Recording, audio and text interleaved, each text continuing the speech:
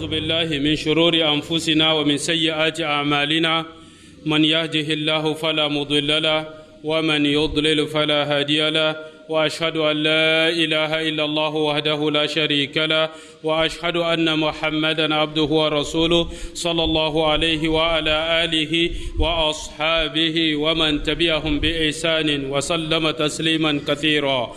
أما بعد، أيها الناس، فلقد كنتم ترقبون مجيء شهر رمضان، فجاء شهر رمضان ثم خلفتموه وراء ظهوركم، وهكذا كل مستقبل لكم ترقبونه ثم يمر بكم وتخلفونه وراء ظهوركم حتى يأتيكم الموت. لقد حل بكم شهر رمضان ضيفا كريما فأودعتموه ما شاء الله من الأعمال، ثم فرقتم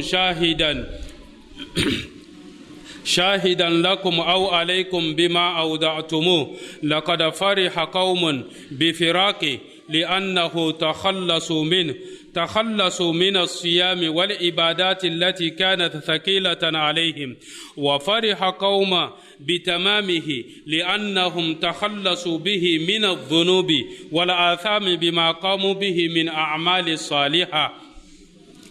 إن يعاودوا المعاصي بعده فيتهاونوا بالواجبات.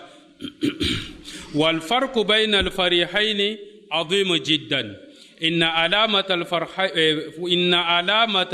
الفرحين بفراقه أن يعاودوا المعاصي بعد يتهاونوا بالواجبات ويتحرؤوا على المحرمات، وتظهر آثار ذلك بالمجتمع، فيقل المصلون في المساجد وينقصون نقصا ملحوظا، ومن ضيع صلاته فهو لما سواه أضيع، لأن الصلاة هي التي تنهى عن الفحشاء والمنكر.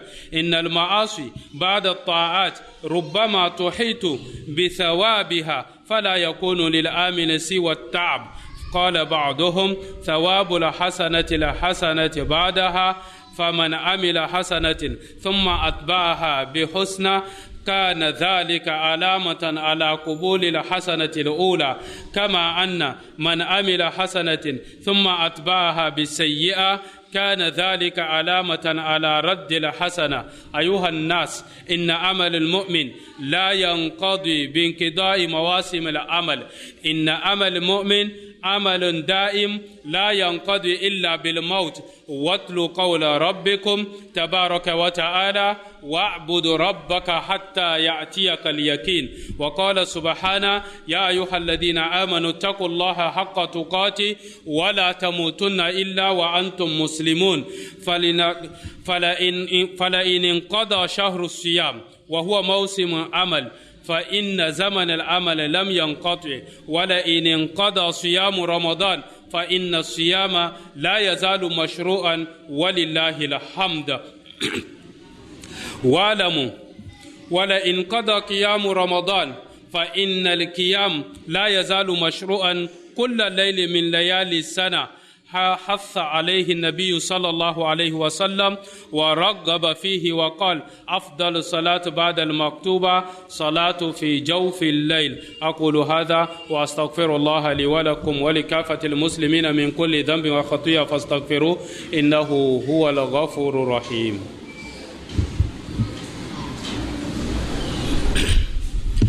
الحمد لله حمدا كثيرا كما أمر، وأشكره وقد تأذن لزيادة لمن شكر، وأشهد أن لا إله إلا الله وحده لا شريك له ولو كره ذلك من أشرك به وكفر، وأشهد أن محمدا عبده ورسوله سيد البشر الشافع المشفع في المحشر، صلى الله عليه وعلى آله وأصحابه خير صحب وماشر، وعلى التابعين لهم بإحسان ما ظهر البدر وأنور، وسلم تسليما كثيرا.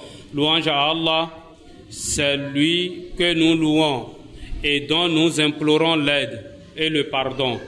Et nous recherchons refuge auprès d'Allah contre la méchanceté de nos âmes et contre nos mauvaises actions. Quiconque Allah guide, nul ne peut l'égarer. et celui qu'il égare, nul ne peut le guider.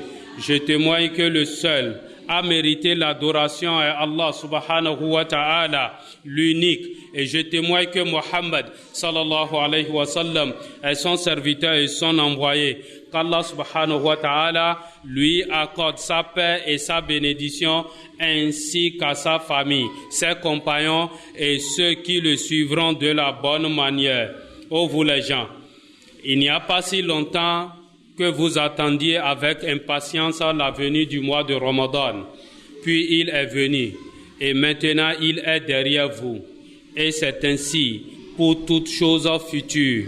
Vous attendez son arrivée, puis elle passe et enfin elle appartient au passé. Et ceci, frères et sœurs en islam, se répétera jusqu'à ce que vous vienne la mort. Vous avez accueilli Ramadan en tant qu'invité de choix et vous l'avez quitté avec, masha'Allah, comme acte d'adoration. Vous l'avez quitté et il témoignera soit pour vous ou contre vous en fonction de ce que vous ayez œuvré.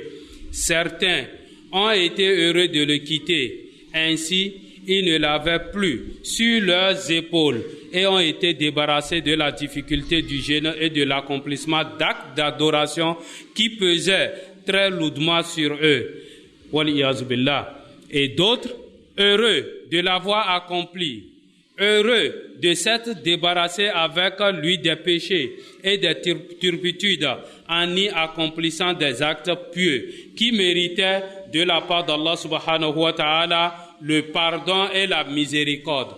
La différence entre ces deux joies est énorme.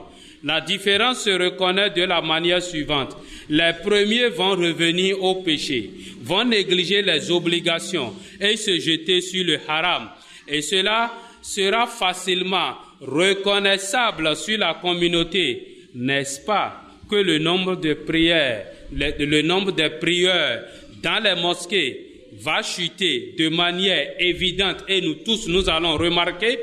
Entre-temps, la mosquée était pleine, à peine on va prier avec 2 sofas. Et celui qui aura mis en perdition sa prière sera perdu car c'est la prière qui éloigne des péchés et des turpitudes.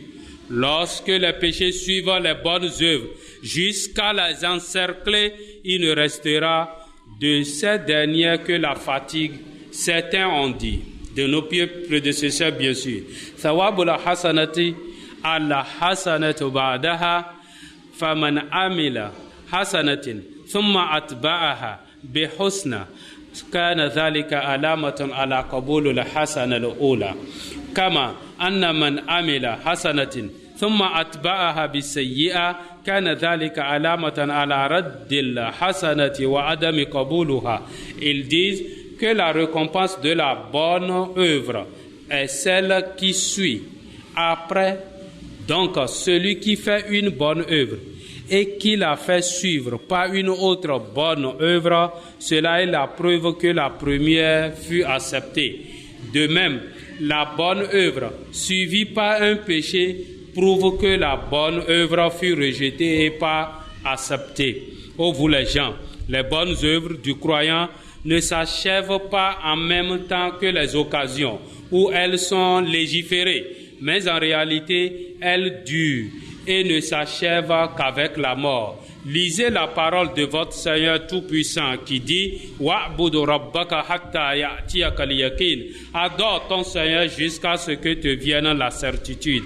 Et Allah subhanahu wa ta'ala nous dit « Ya ayyuhalladhina amanu ittaqu laha haqqa tuqati wa la tamutunna illa wa antum muslimun » Ô vous qui avez cru, craignez Allah comme il doit être craint et ne mourrez qu'en pleine soumission.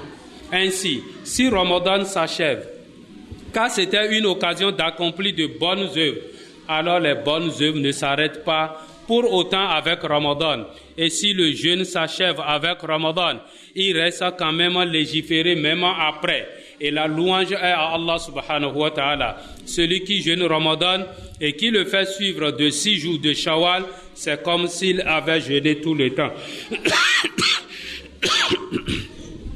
Le prophète sallallahu alayhi wa sallam a légiféré le jeûne de lundi et de jeudi en disant « Innal a'mal tu'rad fihi ala Allah, fa uhibbu an yu'rad amali wa ana sa'im » En ce jour, les actes sont présentés à Allah, le Très-Haut.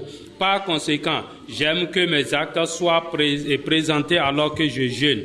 Et le prophète sallallahu alayhi wa sallam a conseillé 3 compagnons, Abu Huraira, Abu Dhar et Abu Darda, radiyallahu anhum, de jeûner 3 jours par mois, ayamul bid. Il dit sallallahu alayhi wa sallam, Sawmu thalathati ayamin min kulli shahrin, sawmu dahri kulli. Jeûner 3 jours par mois, c'est comme jeûner tout le temps.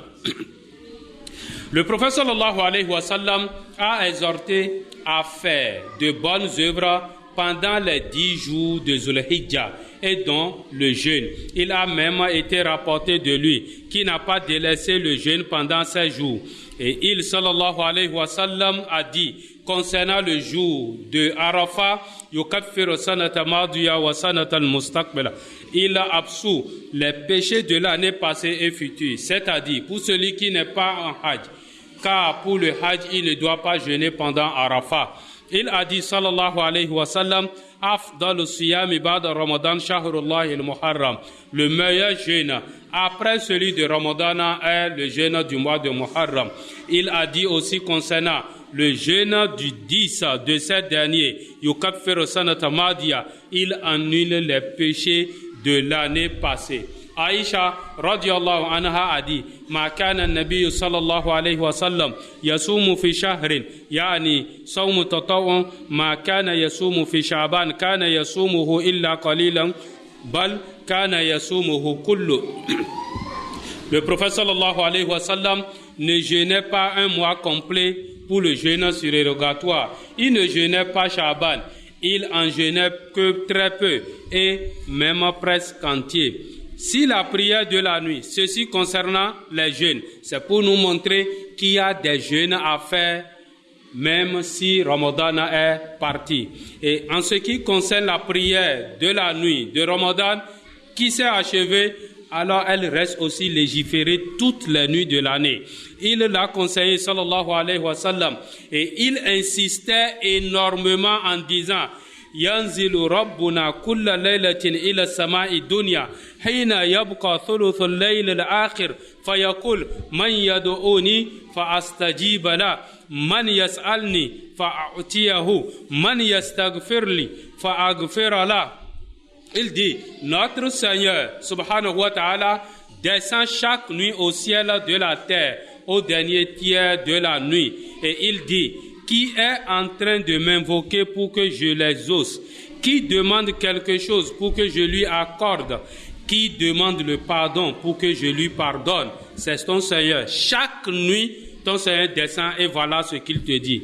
Alors, tu peux toujours te lever et prier la nuit. Alors, craignons Allah subhanahu wa ta'ala, serviteur d'Allah. Profitez de votre vie pour accomplir de bonnes œuvres. Faites coïncider vos paroles avec vos actes, car la vraie vie de la personne s'estimera en fonction de comment elle l'a passé dans l'obéissance à Allah subhanahu wa ta'ala. L'intelligent est celui qui se juge en permanence et accomplit des bonnes œuvres après la mort. Et l'incapable est celui qui est à la merci des pulsions de son âme, souhaitant qu'Allah lui accorde tout ce qu'il désire. Ô serviteur d'Allah, les chemins du bien sont nombreux. Alors, où sont ceux qui les suivent? Leurs portes sont grandes ouvertes. Alors, où sont ceux qui les traversent? Et certes, la vérité est claire et ne s'en détournera d'elle que ceux qui vouaient à la perdition. Alors profitez, serviteurs d'Allah, de la récompense de chaque acte d'obéissance, car Allah subhanahu wa ta'ala dit Ya ayyuhalladhina amanu irqa'u wasjudu wa'budu rabbakum waf'alu al-khayra la'allakum tuflihun. Oh vous qui croyez, inclinez-vous, prosternez-vous, adorez votre Seigneur et faites le bien.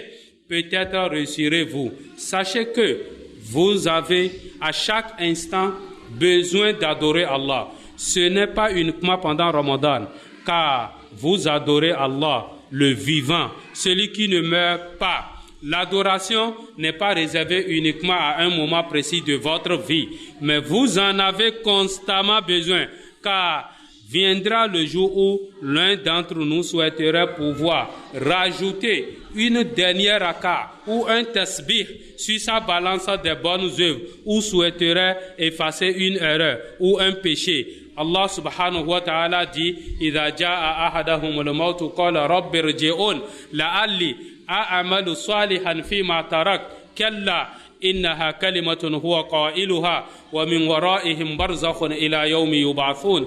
Puis, lorsque la mort vient à l'un d'eux, il dit: Mon Seigneur, fais-moi revenir sur terre afin que je fasse du bien dans ce que je délaissais. Non, c'est simplement une parole qu'il dit. Derrière eux, cependant, il y a une barrière jusqu'au jour où ils seront ressuscités. Surat Al-Mu'minun, verset 99 à 100. Ô vous les gens, craignez Allah le Très-Haut. Remerciez-le de vous avoir permis d'accomplir entièrement Ramadan en jeûne et en prière, et demandez-lui d'accepter cela de vous, car c'est lui qui le permet. Il se peut que la personne accomplisse un acte et que vienne ensuite ce qui l'annule, soit par ostentation, croyant que cela est dû par Allah subhanahu wa ta'ala pour lui avoir obéi, ou en se vantant auprès des autres d'une science qu'il maîtrise, pensant qu'il est meilleur que ses semblables grâce à ce qu'il a accompli. Le prophète sallallahu alayhi wa sallam a informé qu'un jour, un homme vouant une grande adoration à Allah rencontra un homme en train de pécher et le conseilla de s'abstenir. Ce dernier, refusant le conseil, continuait de désobéir à Allah. Puis une autre fois, passa devant lui, jura en disant: par Allah, Allah ne lui pardonnera pas. En lui voulant le refus de la miséricorde d'Allah pour cet homme pécheur, et par orgueil envers sa personne à lui-même, à cause des actes pieux qu'il accomplissait. Alors, Allah subhanahu wa ta'ala dit: quel est celui qui jure par moi que je ne pardonnerai pas à telle chose? En vérité, je lui ai pardonné telle chose et je t'ai annulé tes bonnes actions.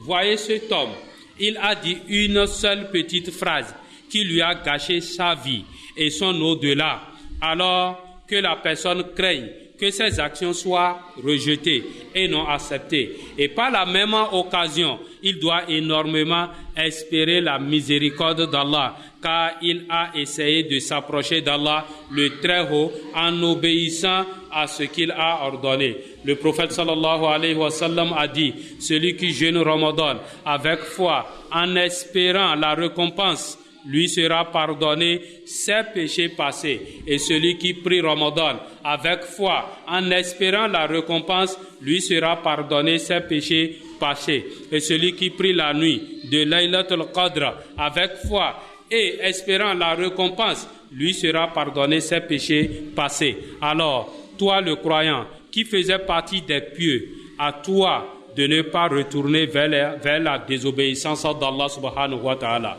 de ne pas salir tes vêtements après les avoir lavés, de ne pas noircir ton cœur après l'avoir éveillé. Il se peut qu'Allah subhanahu wa ta'ala éprouve la personne avec le péché après un acte d'obéissance pouvant l'annuler. S'ils sont équivalents sur la balance, sachez qu'il a été rapporté du prophète sallallahu alayhi wa sallam qui a dit: man sama Ramadan thumma atba'ahu bi sittatin ayyamin min shawwal kana kasiyami dar.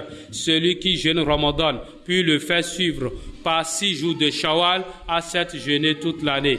Il n'y a pas de différence entre le fait de les jeûner directement après l'Aïd ou il les retardait pendant le mois, et pas de différence aussi s'il les jeûne à la suite ou séparément, car le prophète sallallahu alayhi wa sallam n'a pas précisé cela. Wa alamu anna Allah amarakum bi amrin bada fihi bi nafsi فقال جل من قائل عليما إن الله وملائكته يصلون على النبي يا أيها الذين آمنوا صلوا عليه وسلموا تسليما اللهم صل وسلم على عبدك ونبيك محمد اللهم ارزقنا محبته واتباعه ظاهرا وباطنا اللهم توفنا على ملتي اللهم احشرنا في زمرتي اللهم اسقنا من حوضتي اللهم أدخلنا في شفاعتي اللهم اجمعنا به في جنات النعيم مع الذين أنعمت عليهم من النبيين والصديقين والشهداء والصالحين